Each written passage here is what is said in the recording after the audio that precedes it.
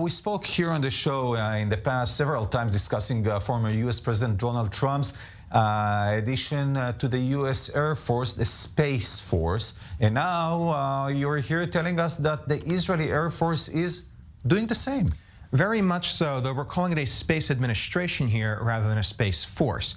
The idea is that Israel's military does need somebody to oversee things that happen in space, though the release was not very specific on what those things are. In fact, they said for projects that cannot be described, which is very typical for Israeli military censorship.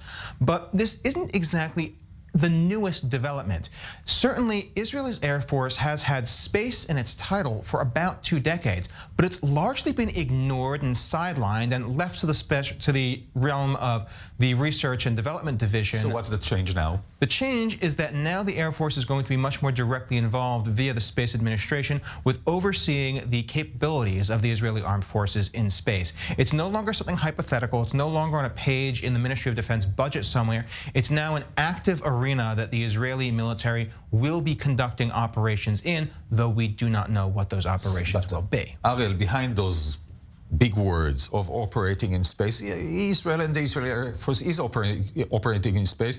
As we heard, there's a new satellite and many older ones that Israel operates in space all over.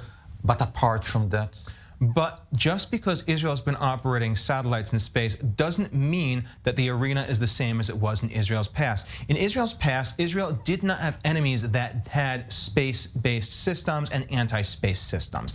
Nowadays, Israel does. Iran has a very advanced space program, even if it has been beset by random unknown failures in the past. But it will succeed one day. It will succeed one day, and certainly the air defense systems that are being passed off to regional threats around Israel are far more advanced than they were in the past and capable of tracking and possibly even intercepting Israel's own satellites. That means more active intervention in the space arena is necessary. How do you stop anti-satellite weapons? How do you stop opponents' satellite-based intelligence?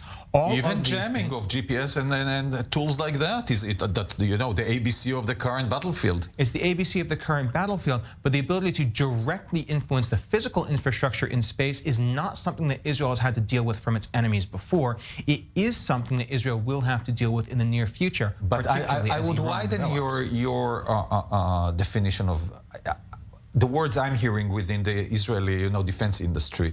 Is not enemies, but frenemies. We have not, you're referring to Iran as an enemy, obviously. We have the US, which is on our side, obviously, and the UK and others. But there are countries that Israel refers to as frenemies, which means half friends, half enemies, such as Russia, such as China. You look at Russia and its current cooperation with Iran vis-a-vis Ukraine, but would Russia assist Iran in space as well? I don't know, it might. Would China do that?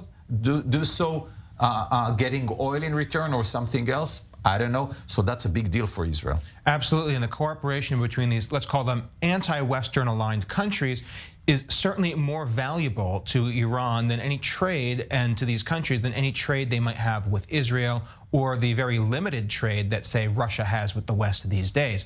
So these are traditional threats and frenemies that have very significant space-based presences, and those are space-based presences that Israel is going to have to be at least armed and prepared for in the future, rather than simply relying on the satellites that they've been putting up in the past to do all the work for them. And that's why you're going to need a more direct administration to oversee it. Back to Star Wars. That's how it sounds. So it seems.